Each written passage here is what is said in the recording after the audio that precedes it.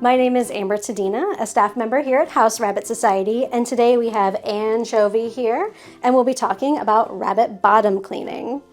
Say hi, Anchovy. For the most part, rabbits, just like cats, will clean themselves. They'll do a lot of self-grooming, they'll tend to their fur, and for the most part, we as owners, all we have to do is brush. But there are instances when a rabbit will need a bottom cleaning. Usually, this is for rabbits who are a little bit older, who have a hard time eating their cecotropes and the droppings get smushed into their fur. It could be for rabbits who have limited mobility, who need a little extra help with cleaning. Or this could be for rabbits who are incontinent and have a hard time using their litter boxes. What we need for a bottom cleaning is some towels or blankets for stability so that the rabbit does not move around too much. We will need a litter box or tub lined with a towel so that way they have good traction while they're being cleaned. We need a couple of towels. Right here we have a microfiber towel, which is great for drying, and a terry cloth towel, which is good for the bathing. We have two different products here that we like to use.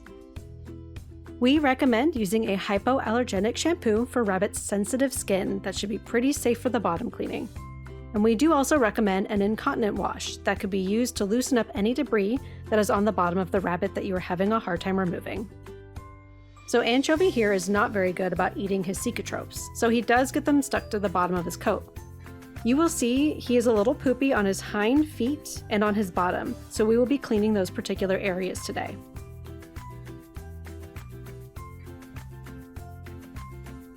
First, the water.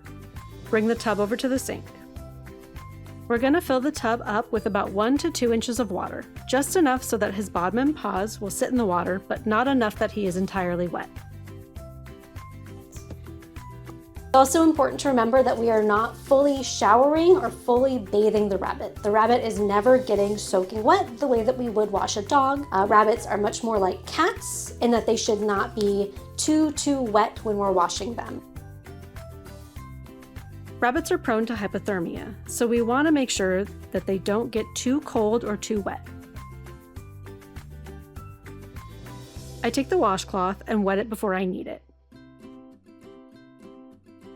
I take a little bit of the shampoo, gently lifting up the bottom, and gently massage his underside.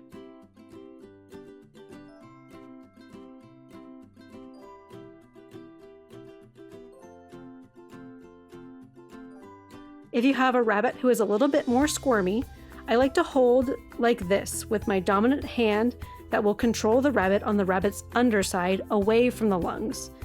So that way I'm not putting any pressure on the lungs and not blocking their face. So that way I know that he is still breathing, and I am able to work it into a massage.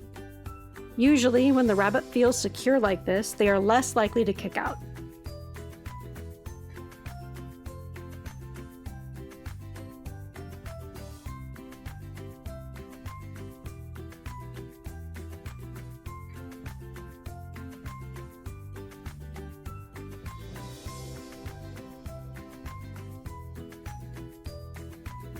Honestly, he's not too bad, so that might actually be pretty good. We'll rinse him off and move over onto drying. That all came off very easy. You notice some discoloration here on the towel. Since he's all sudsed up, we can place him back in the tub and use the water to gently massage the suds out. He's feeling pretty good.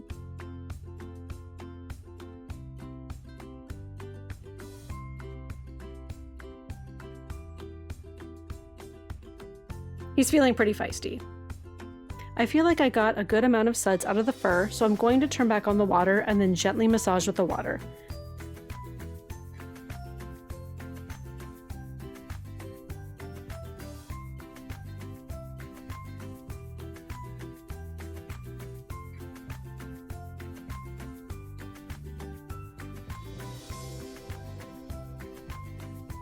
After bathing, we are making sure that we are also thoroughly drying them afterwards.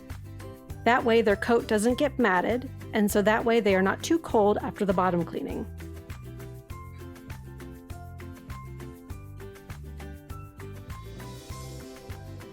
Here I have a hair dryer on low on either the warm or cool setting. Rabbit skin is very sensitive and can burn easily, so use the hair dryer with caution, taking breaks every few moments.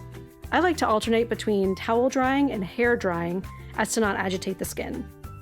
You can see that he's not too thrilled when I start pulling his fur. Breaking the fur apart while drying will help the fur dry more thoroughly.